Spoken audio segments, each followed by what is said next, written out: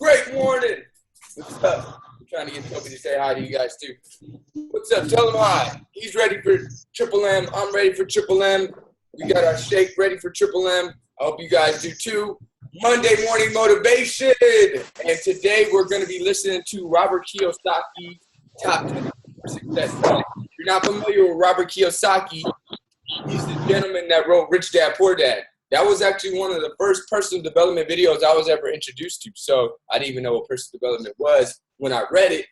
But I remember talking about things that made a lot of sense. And I really feel like that's what personal development was. It was like, man, first time I did, I was like, this stuff just makes sense. It was like wisdom. So he's a great entrepreneur. He's really a wise gentleman. I'm really excited to learn from him. He's one of the guys that I haven't dived too deep into yet. I don't know about you guys, but I'm excited to learn from him. So he always does a lot of seminars around the country. So if you ever get a chance to go check him out, those seminars will change your life. There's usually a free portion you can go to. So we went to the Millionaire Mind Intensive free portion. It was awesome. So anytime you get a chance to go see somebody live or go experience something live, definitely take that on full. And Robert Kiyosaki is one of those gentlemen that does that. So without further ado, let's get to the man of the hour, Mr. Robert Kiyosaki's top 10 rules for success.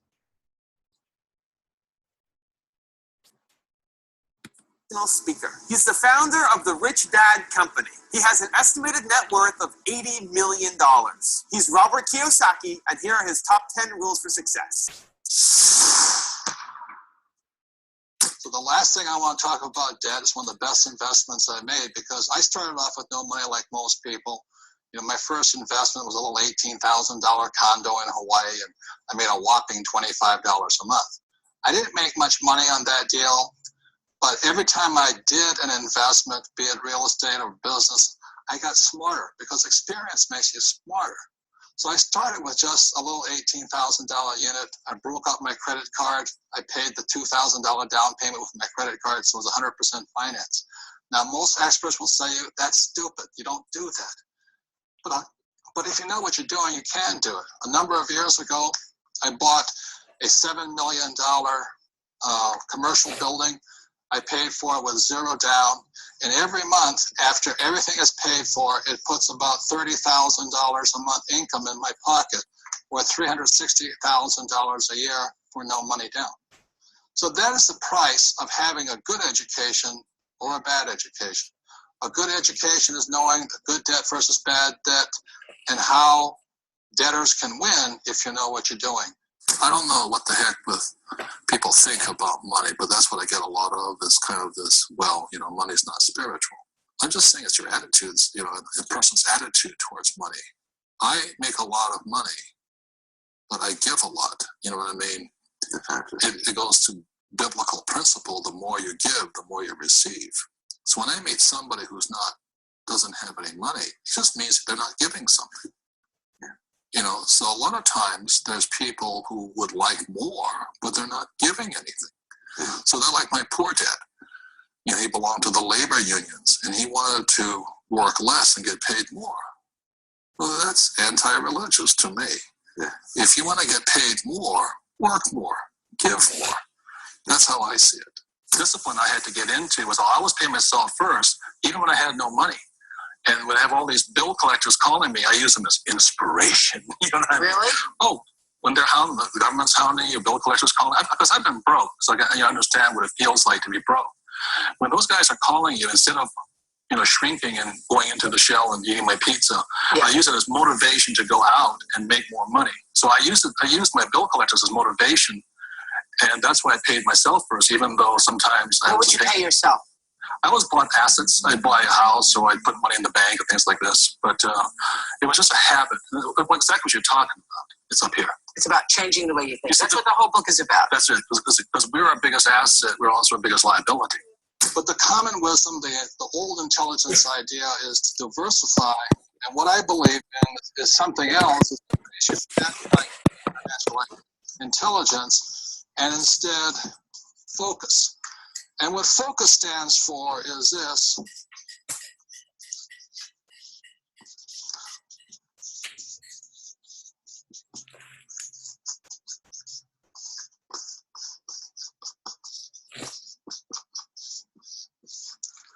focus is follow one course till you're successful. And so that's what I did in 1973. I signed up for my first real estate investment course. And I just did it and did it and did it. You know, I bought this one little $18,000 place. And I did it again, and I did it again, and I did it again until the point where I understood it. And then I went into becoming an entrepreneur. And I did it, and I did it, and did it. I'm still learning. And I'm still learning about real estate. And the reason, in 1966, I got into oil when I went to work for the Standard Oil Company. So today, I'm still focusing. I invest in oil and oil and oil. And I don't diversify. You know, it doesn't mean I don't lose. Sometimes I lose. Sometimes I make mistakes and all this. But I just don't buy good as with all the bad. If you're going to be successful as an investor, you know, diversification is good for the average investor. If that's what you want to be, have a good life. But what I'd rather do is be able to know the good ones from the bad ones, the good investments from the bad investments, the good advisors from the bad advisors, and what's good for me and what's not good for you. Because what I do is not necessarily what's going to work for you, and vice versa here. So that's why I really think instead of diversification or diversifying, the new rules of money say follow one course until you're successful, and then keep doing it. Because once you find that way of being successful, you can do it again and again and again. The thing is, you see, when people, you know, economies go up, economies go down, we might go into a depression worldwide. Like I said, France is in very big trouble. Germany's okay. England's in big trouble. China's in trouble. So if we go with that, we go to a worldwide depression, and it might take 10 years, you know, to come out of it. But during these times, this is the best time. I have made more money in the last 3 years than ever before in my life. You know, I bought five golf courses last year. Out of bank. That's impressive. Yeah. Well, the bank, yeah, Donald bought 10. They're giving them away. No one told me. Yeah, but you have to know how to operate them, you know. Yeah. You have to be an entrepreneur. Yeah. So the banks just call you up and they say, there was 5 golf courses in one hotel. In the States? In Arizona, yeah, Golf Mecca, you know. And this Japanese company had it, and they asked me if I wanted to buy it 5 years ago for $260 million. And I said, does it make sense? You know, it doesn't make sense at $260 million. So they told me I didn't know what I was doing. They said, okay, bye. And then 1 year ago, this summer, the Citibank called up and says, you want those golf courses? And they gave me the money to buy them. And just to reiterate, was in approximately 1975, I came out with this product, and we were extremely successful, but we kept running out of money. The more successful we got, the more we ran out of money. So that's when I went to my rich dad. I tried to borrow $100,000, and he chewed me out. He says, why would I invest in a dumb product when you have a bad business? And so that's when he began teaching me the next level of my entrepreneurial education. It's not about the product. It's about how to design a business that doesn't need me to keep raising the capital. In other words, how do you design a business that keeps raising money automatically? And today, the Rich Dad company is cash rich. Cash keeps pouring in because the ability to raise money constantly was designed into the business. And once again, this is the diagram. This is the BI triangle.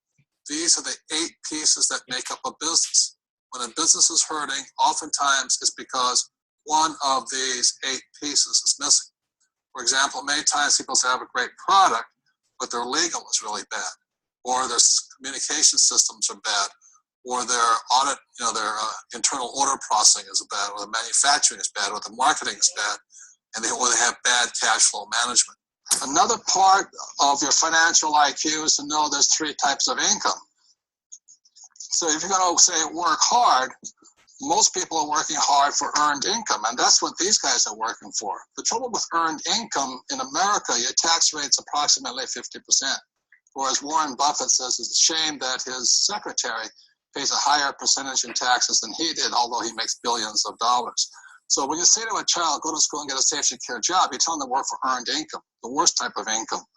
The second type of income is portfolio income. And today, as I speak, and they're trying to change this, it's about 20%. And portfolio income is generally known as capital gains. If I buy a stock for $10 and I sell it for $50, the $40 gain is taxed at 20%. Or if I buy a house for $100,000 and I sell it for $200,000, that's a capital gains type event. So you pay a lot of tax for that. And the third type of income, which is the best type of income, excuse me, I can't spell again, is passive income. And this is income that just comes in on a regular basis. One of the reasons I am wealthy and was able to retire at a young age is because I worked hard for passive income, not earned income. I don't flip real estate generally, not portfolio income. I don't flip stocks. I want passive income. So today, the new rules of money, it's important to understand what are you going to school to become, ES, entrepreneur or investor, and what kind of income you're working hard for, earned, portfolio, or passive. And if you know what you're doing, you can pay 0% taxes legally. And this can be done all over the world. People say, I can't do it in my country. Well, these people can't do it in any country, but in most parts of the world, governments need these people. So they're always giving tax incentives for investors and business owners who are for passive income. So those are some of the new rules of money. You've really got to know what you're working hard at and what kind of work are you performing, what kind of income are you working hard for. Well, most successful entrepreneurs have gone bust. Right? You know, Henry Ford, an old-time entrepreneur, he went bust 5 times. You look at Steve Jobs, his own board fired him. Yeah. You know, Bill Gates was taken before the Supreme Court for monopolistic practices. Right. Even my friend Donald Trump went down $1 billion. Yeah. I only went down $1 million. So the average person is so afraid of those losses, they never get ahead. Because at school they teach you if you make a mistake or if you fail, you're a failure. But that's not real life. A baby learns to walk by standing up and falling down, standing up and falling down. And our school system punishes you for making mistakes. That's why my poor dad, an academic, was so unsuccessful. He was terrified of making mistakes. The key to raising money, this is Ken McElroy's company, it's called MC Companies. Ken McElroy's business is in the business of acquiring assets. That's why his company gets richer and richer and richer. Every year he adds probably 1,000 new apartment units to his inventory. So Ken's company gets richer and richer because MC Company is designed to increase assets. Poorly designed businesses never have any assets. They have huge liabilities. I trust that makes sense to you. So Ken McElroy's business gets stronger and stronger and stronger because every year she's increasing more assets. The Rich Dad company gets stronger and stronger and stronger because every year we add more assets. This year we're adding franchising to our mix. We're also, Rich Brother, Rich Sister, the book has come out. We come out with the real book of real estate, et cetera, et cetera. And every one of those products every year continues to send money into our product. So that's an idea of a well-designed business. If you have a well-designed business, I don't care if it's for real estate or making, cash flow board games. If it's well-designed, investors will give money to you because this is a well-designed business. I think the big mistake is I hear so many people say it's important to save. That's ridiculous. And the reason that's ridiculous is because what happened in 1971 is crucial. In 1971, the US dollar stopped being money. In 1971, the US dollar became a currency. And what that meant is Richard Nixon, in 1971, the president, took us off the gold standard. That's like giving an alcoholic free rein to the bar, or it's like giving somebody who can't control their spending unlimited credit cards. So what's happening is all the savers today are losers. The problem with 1971 is that the federal government keeps printing money, so the value of your money keeps going down. So these people are saving. And if you notice, as the value of a dollar goes down, prices go up. So they call this inflation. You look at in 1997, oil was about, I think, $10 a barrel. 10 years later, it's about 135 a barrel. So they say it's inflation, but really what it is the dollar's value coming down. So savers are getting wiped out today. So just keep saying to yourself and to your kids to save money. That is not the new rule. That's an old rule. So a very big problem for most people is stop using the word save and use the word hedge. You've got to hedge your money, hedge against losses. Like when I buy a stock, I put a hedge in. I put a stop loss or a put inside of it or a call, whatever I'm doing. I want to stop it. So today, I don't save money, I'm hedging. So in 1997, I started investing in oil, gold, and silver. So as the dollar dropped, oil, gold, and silver went up. So I'm not betting so much on oil, gold, and silver. I'm betting against the US dollar. And that's why this idea that you're going to tell people you need to save money, that's really, really an obsolete idea, because the idea went obsolete in 1971. The US dollar in the last few years has lost almost 80% of its purchasing power. And the prediction is, because this has happened throughout history, it happened thousands of years ago with the Romans, with the Greeks, with the Germans, with the English, the Japanese, and the Chinese. Every time they've made money into a currency, something you could print at unlimited, every time that has happened, the currency has gone to its true value, which is zero. So I am afraid as this economic volatility continues, the savers who were operating by the old rules of money are just going to get wiped out because the purchasing power of their dollar is going to go down. So even if the bank's paying you 5 to 10% interest, you can't keep up with the banks printing money. So that's the old rule of money, is saving money, and the new rule is hedge. You've got to be able to see what's coming up as something else is coming down. Thank you so much for watching. I made this video because the B-Thong asked me to. That was crazy. That last nugget was serious. All right, Roxy, what do you got for us? I'm going to share a few takeaways. What's up, you guys? Some of the big, that last one kind of like blew my mind. But I'm going to go ahead and share some takeaways. I really loved how he talked about focusing on one course until you're successful. Like if you found something that can make you successful, like stick to it and don't jump from idea to idea, from thing to thing, from fad to fad, because if you do that, then you're more than likely and more probable not to be successful. So I really love that, because that's exactly what he said that he did. He focused on one thing and he kept on focusing on it. And at first the returns weren't so high, but in the end, because he focused on that one thing, now, he's a millionaire. So I really love that. And then I really loved when he was talking about money and knowing what you are working hard for and what kind of earned income are you earning. We talked about those 3 different kinds of income that you're earning. He talked about Warren Buffett, how he felt bad for his receptionist because she was getting more tax than he was, although he's a billionaire. Tax all sorts of crazy money, and you're working hard, but you're not really reaping much benefit from it. So learn what you're working hard for. And then he said that the best type of income is passive income. So find ways to start creating that passive income to just keep coming in. So I thought that was really awesome. And then last one, I really loved how you talked about design your business properly. It's not about the product. It's about your business structure and what you create.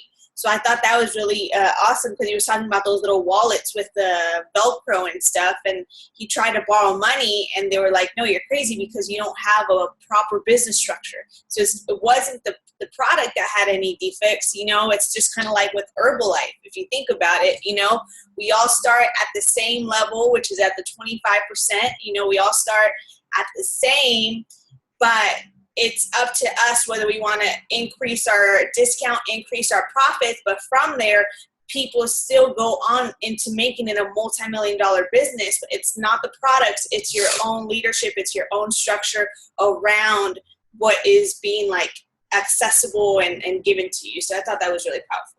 Powerful takeaways. Love it. A few of the ones that I got on top of those ones. Experience makes you smarter. So he talked about his first, business adventure endeavor was he bought a condo. He made $25 a month from it. He said, at the time that wasn't that much of income, but from that later he was able to buy another apartment or another real estate building with no money down from the experience he had built from the first one that generated $30,000 a month of income. So the most important thing you can have is experience. And really love that because that also tied into one of his other points where he talked about you learn from the try and the fail, just like the baby learns when they're trying to walk. Whereas in school, we've been programmed that if you fail, you lose. So you never want to fail. Like, for example, we were painting yesterday. We went painting. We did this awesome, everybody paints the same painting.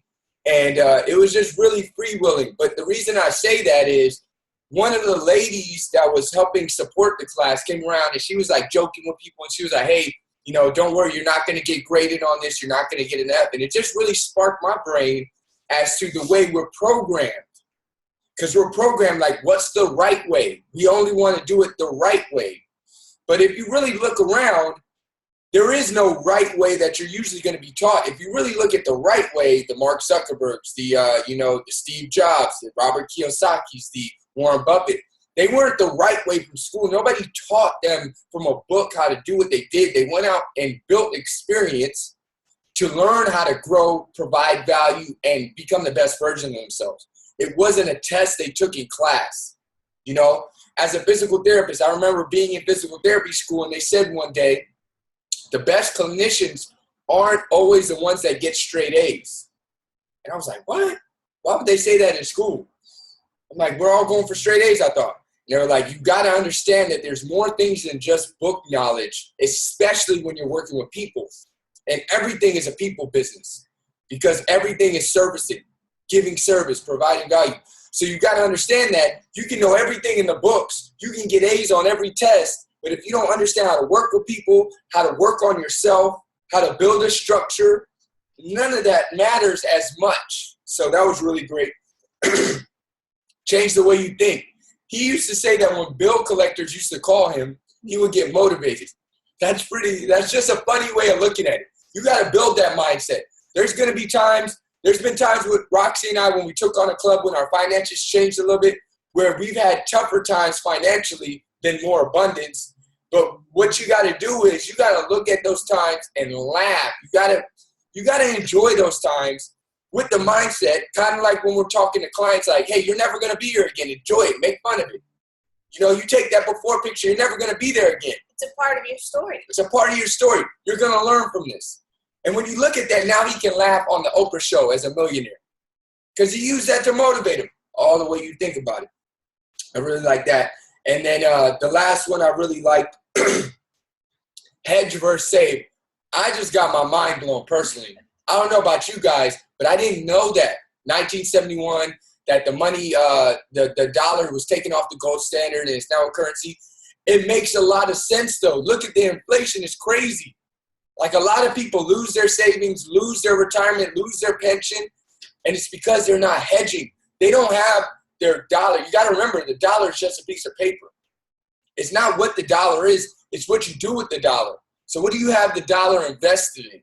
Is it invested in real estate? Is it invested in education? Is it invested in, assets? Is it invested in stocks? For us, one of our goals is to have 50 shares of Herbalife stock by the end of the year. That's one of our goals. And to continue to grow that because we believe in where the company is going. But also, we would rather have that money in a stock than just sitting in the bank account. And if you caught this, he talked about the bank giving you 5 to 10%. That doesn't even exist anymore. Banks don't give you any kind of savings percentage. They give you 1%, 0.05%. So you're way better off investing your money rather than just having it sit in a bank account, because actually when you have it sitting in a bank account, you're losing money because the value is going faster down much faster than that 0.05% you're getting. So that doesn't mean go spend the money, but that does mean have your money in places where it will increase in value. Real estate increasing in value. I love Ty Lopez, if you've ever seen him from the YouTube. I'm in here in my garage. He talks about don't get things that RRD, rust, rot, or depreciate. You know, Roxy and I, we have our 10, really 11 streams of income, and we could get an awesome car. We've had our Mustang 9 years. She's beautiful. We haven't had to make payments on her for a long time, and she's been so great to us. I'm so grateful for her. And we could go get a nice car. We could go get a Mercedes. We could go get a Beamer. But that will decrease in value. That will not increase in value. So our goal is to get a home, which will increase in value over the long term. So instead of putting our money towards getting a car, buying a lot of clothes, which those things aren't bad, but our bigger goal is to invest in something that we know in the long term is going to increase. And I challenge you guys to start thinking about, what are you investing in? Is it rust, rotting, and depreciating, or is it appreciating, growing in value? Like we invest into our Herbalife business because we know that Herbalife isn't going anywhere, because Healthy isn't going anywhere. This company's been around for 36 years. This need in the community is only getting bigger. If you notice, the percentage of people overweight and unhealthy is only getting larger. It's not getting less. You know, so I believe that the need for this company, what this company provides, will be around forever. So we invest in it, our time, our money, our energy. So what are you investing in? So I know I shared a lot, but hey, this was a good one. You got to go rewatch this one. Let's get a few shares from you guys. Who's excited to share with us? Raul, Susie, you want to share? Let's get it. What you got for us, Susie? We can't hear you. We can't hear you. There we go. There we go. Hear me now? Yeah. Oh, okay, cool. Well, one of the things, I kind of joined in a little late, so I didn't catch the beginning of it. But one of the things that I learned from the Tony Robbins seminar that I went to recently was that successful people, like, don't change their minds. So when he said, like, stick with the idea, you know what I mean? Sometimes, like, he talked about all these people losing all their money and all that stuff, but I mean, they kind of stuck with it. So, you know, that's one of the things that stood out to me. And funny that you bring up the whole, you know, the company, like the need for nutrition and all that's not going away. You know, yesterday we were at the mall and I was just telling my brother, you know, I was like, man, if you look around and you just people watch, like all of these people living like here, unhealthy, like low in energy, you know, and all that stuff. So definitely makes me feel good about what I'm doing, you know, and the idea that I once, you know, had, like, of wanting to help people, you know, and like it continues to, there's still a need, you know, so I have to keep doing it and stick with that idea. So until I'm successful. Nice. Absolutely. Powerful share, Susie. Great stuff. Raul, you want to share? For sharing all this information. Truly, the video was excellent, but the golden nugget that you both throw out was everything. So I got a lot of note from you guys. Thank you. I always follow you guys, you know, here from Philly. But Let's go, Philly. Yeah. One of the things that I got from the presentation, you guys already went into everything, but one of my principal note was the old type of income, which is something that we know, but we have to keep clear where we getting the money from, how we producing our money, where is the money going. Another thing was that remind me, I read the book, The One Thing. And now with this, I'm started today, because I really sometimes we need to be on the book again and then get back on track, not to get distraction, because there's a lot of distraction on the activity, and then we have to be focused. So I'm gonna go back to the book. I got motivated to go back to that book. And I remember yesterday the day before we have our amazing STS was hosted by Mr. Matika. A blessing for us that we here, you know, with that great leader. And at the end of the event, we were working on production, and then we make a meeting as always. And we were recognizing the pretty good job that he did. And one of the things that he said was, everything will take it over time. See, I wasn't like that when I started, but I got to, because when you're doing it and you keep on doing it and keep on being better and better every day, that's what happened. Thank you for sharing, and I love you guys. Nice. Man, thank you, Raul. Give the love to Philly team, man. Love it out there. All right, you guys. You guys have a great Monday. Thank you guys for tuning in live. And also thank you guys for everybody that's going to watch the recording. We're gonna upload this to YouTube, post it to Facebook, share the post, repost it, tag your friends and family, pay forward your knowledge and inspiration, and let's get more and more people on this call every single Monday. Because imagine if we had 100, 200, 300 people watching this every Monday, what their weeks would look like, how many people they would touch. Like that ripple effect will be humongous. So thank you guys so much. Have a beautiful Monday, and let's have a great week, you guys. Adios. Bye, you guys.